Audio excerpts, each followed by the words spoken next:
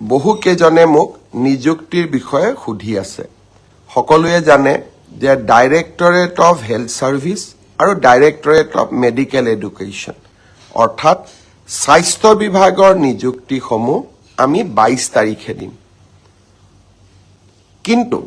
চাহ বাগিচাৰ 3% ৰিজাৰ্ভেশ্যনত যিসকলে চাকৰি পাইছে তেওঁলোকক আমি নিযুক্তি পত্ৰ 23 তাৰিখে দিম এটা নিযুক্তি সকলোৰে বাবে নিযুক্তি 22 তাৰিখে হ'ব আৰু চাহ বাগিচাৰ লৰা ছোৱালীখিনিৰ বাবে আমি 23 তাৰিখে নিযুক্তি পত্ৰ বিতৰণ কৰিম এতিয়া দ্বিতীয় প্ৰশ্নটো মোক কৰি আছে বহুত এডিআৰই নিযুক্তি কেতিয়া হ'ব আৰু প্ৰশ্ন কৰোতে দুই এজনক মই অধৈৰ্য হোৱাও দেখা পাইছো যোৱাবাৰো এডিআৰই নিযুক্তিৰ ফলাফল ঘোষণা আৰু নিযুক্তিৰ মাজত যথেষ্ট সময় আমি লৈছিলো কাৰণ যিসকলে খুব সোনকালে ইম্পেচেন্ট হৈ যায় তেওঁলোকক মই এটা কথা বুজাব খোজো যে আমাৰ যুৱক সমাজৰ বা উদীয়মান যুৱকসকলৰ আমি সকলো কথাতে অধৈৰ্য আমাক সকলো কথা সোনকালে লাগে কিন্তু চৰকাৰে হাতীৰ দৰে খোজকাৰে লাহে লাহে খোজকাৰে যাতে ভুল হৈ না যায় এডিআৰই তৃতীয় আৰু চতুৰ্থ বৰ্গৰ নিযুক্তিৰ পিছত 38টা বিভাগত ইয়াক আমি বিতৰণ কৰিব লাগে 38টা বিভাগে প্ৰায় 60টাতকৈ অধিক সঞ্চালকালয়ৰ মাজত এই পদসমূহ বিতৰণ কৰিব লাগে তাৰ পিছত তেওঁলোকক আকৌ অসমৰ বিভিন্ন জিলাত ভাগ কৰি আমি নিযুক্তি দিব লাগে জিলা বিষয়াসকলে তেওঁলোকক ব্লক বা আন আৰু তলৰ কাৰ্যালয়লৈকে প্ৰেৰণ কৰিব লাগে ই এটা ডাঙৰ প্ৰক্ৰিয়া ইয়াৰ মাজতে দিব্যাংগ যিসকল 3% দিব্যাংগ যিসকলে চাকৰি পায় তেওঁলোককো আমি মেডিকেলি আৰু এবাৰ পৰীক্ষা কৰিব লাগে গুৱাহাটী চিকিৎসা মহাবিদ্যালয় এই গোটেই প্ৰক্ৰিয়াখিনি সমাপ্ত কৰোতে আমি ডিসেম্বৰ মাহলৈকে আমাক সময় লাগিব জানুৱাৰী মাহৰ 10 তাৰিখৰ আগতে আমি চতুৰ্থ বৰ্গ এডিআৰই যিসকলে উত্তীৰ্ণ হৈছে তেওঁলোকক আমি নিযুক্তি পত্ৰ দিম আৰু জানুৱাৰী মাহৰ 15 তাৰিখৰ আশে-পাশে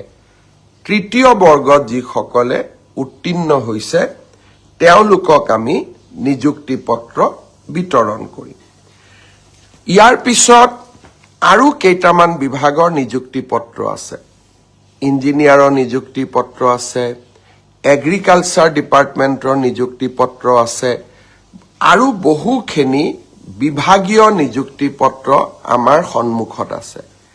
ফেব্ৰুৱাৰী মাহৰ 10 তাৰিখৰ আগতে আমি শেষ কৰিম কাৰণ নিৰ্বাচনৰ মডেল কোড অফ কণ্ডাক্ট যোৱাবাৰ 27 ফেব্ৰুৱাৰীত আহিছিল আৰু সেই কাৰণে আমি অত্যন্ত সচেতন যাতে মডেল কোড অফ কণ্ডাক্ট অহাৰ আগতে আমি নিযুক্তি পত্ৰসমূহ দি সমাপ্ত কৰিব পাৰো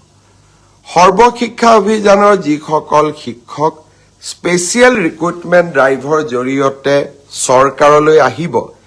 তেওঁলোকৰো নিযুক্তি পত্ৰ প্ৰদানৰ প্ৰক্ৰিয়া আমি ফেব্ৰুৱাৰী মাহৰ 10 তাৰিখৰ আগতে শেষ কৰিম আপোনালোক নিশ্চিত থাকক সকলোৱে নিযুক্তি পত্ৰ পাব যিসকলে উত্তীৰ্ণ হৈছে আমি অধৈৰ্য হ'ব নালাগে কোনোবাই কৈছে মই প্ৰাইভেট চাকৰি এৰি দিলো চৰকাৰে এই কথাবিলাক বিবেচনাত নলয় চৰকাৰে মাত্ৰ যাতে আপোনালোকে চাকৰি কৰাৰ পিছত দৰমহা পায় পেনশন পায় চাকৰি কাৰ্যকালত যাতে বিপদত নপৰে সেই কাৰণে আমি নিযুক্তি পত্ৰসমূহ ভাবি চিন্তি আমি সুন্দৰ কৰি দিব যত্ন কৰো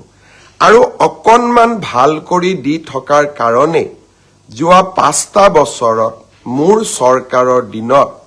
কোৰ্টত কেছ হোৱা নাই নতুনকৈ চাকৰি পোৱা লৰা ছোৱালীয়ে কষ্ট পোৱা নাই আৰু এটা সুন্দৰ ব্যৱস্থা এটা আমি অসম চৰকাৰৰ ভিতৰত আমি নিৰ্মাণ কৰিব পাৰিছোঁ আৰু তাৰ ফলাফল আজি সকলোৱে লাভ কৰিছে 1.5 লাখ নিযুক্তি এটাও কোৰ্টত কেছ নোহোৱাকৈ ই সাধাৰণ প্ৰাপ্তি নহয় মোৰ আগত অসমত 14 গৰাকী মোতকৈ গুণী জ্ঞানী ব্যক্তিয়ে অসমৰ মুখ্যমন্ত্ৰীৰ আসনত অধিষ্ঠিত হৈছিল কিন্তু কোনো এটা সময়তে 1.5 লাখ নিযুক্তিৰ প্ৰচেষ্টাই চলোৱা হোৱা নাছিল অসমৰ দৰে ৰাজ্যৰ বাবে ই সপোনৰো অগোচৰ আছিল আজি আমি তাক বাস্তৱত ৰূপায়িত কৰিব পাৰিছো সপোন লগা কথাবিলাক আজি আমি বাস্তৱত প্ৰয়োগ কৰিব পাৰিছো সফল হ'ব পাৰিছো